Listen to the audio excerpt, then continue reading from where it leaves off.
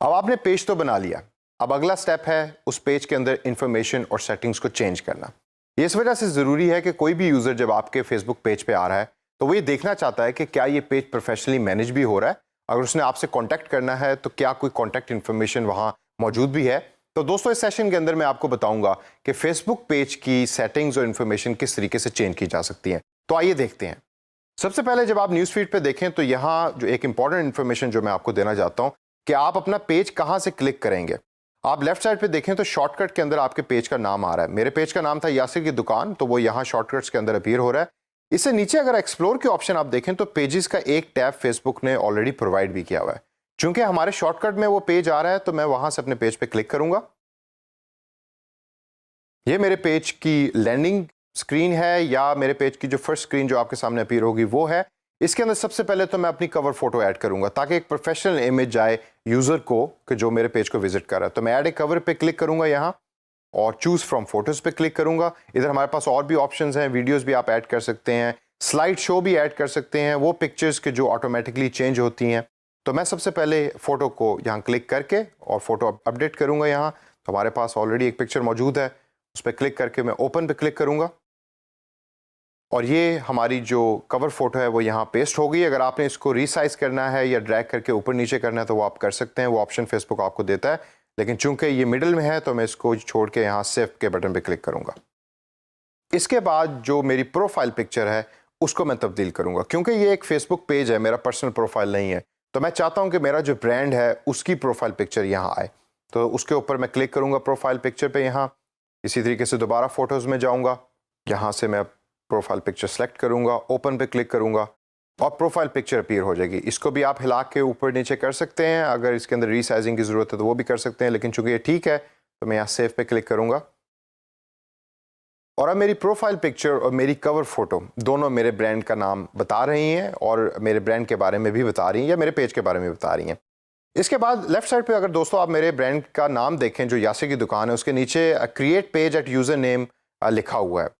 User name का दर हकीकत मकसद ये होता है कि फेसबुक पेज के ऊपर अक्सर लोग जब आपको सर्च करते हैं तो यूजर नेम के अंदर अगर आपके ब्रांड का नाम आ रहा है तो वो एज ए कीवर्ड यूज हो रहा होता है। तो सोशल मीडिया ऑप्टिमाइजेशन के अंदर ये यूजर नेम आपको बहुत ज्यादा हेल्प आउट करता है।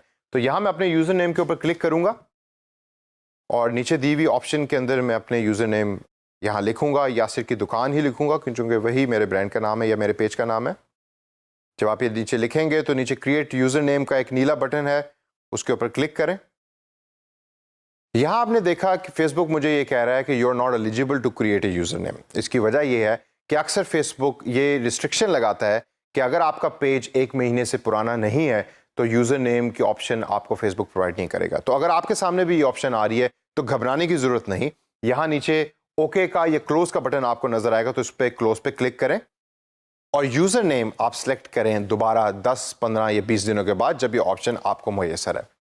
इससे अगर हम आगे चलें तो यहां अब मैं आपको बताऊंगा कि फेसबुक के इस पेज के अंदर आपने जेनेरिक इन्फॉर्मेशन किस तरीके से एंटर करनी है। तो ये आप देखें कि 3 डॉट्स आपको नजर आ रहे हैं, इस पर आप क्लिक करें। क्लिक करने के बाद एडिट पेज इन्फो पे जाएं। ये आपको पेज की इन्फॉर्मेशन जो जेनेरिक है, बिल्कुल जनरल इन्फॉर्मेशन, उसको तब्दील करने की ऑप्शन देगा।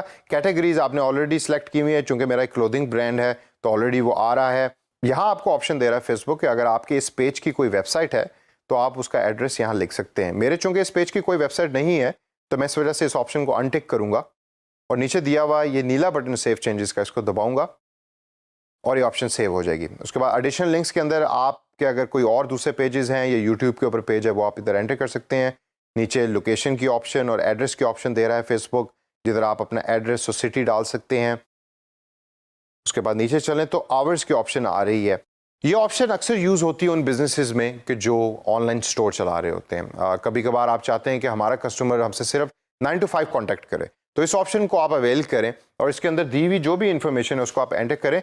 इस दौरान आपका पेज एक्टिव रहेगा और यूज़र आपका या कस्टमर आपका वो देखता रहेगा, तो जब भी उसने आपको कॉन्टैक्ट करना है तो इन आवर्स के अंदर आपसे कॉन्टैक्ट कर सकता है। इन ऑप्शंस को गौर से देखिए और इसको डिटेल के अंदर रिव्यू कीजिए कि क्या इसके अंदर कोई और ऐसी चीज़ है कि जो आप एंटर कर सकते हैं। जब आप सारी इन्फॉर्मेशन एंटर कर दें और आपकी तसल्ली हो जाए कि अब आपने सब कुछ एंटर कर दिया है, तो आप राइट साइड पे दिया हुआ क्रॉस का बटन दबाइए और स्क्रीन से बाहर आ जाइए।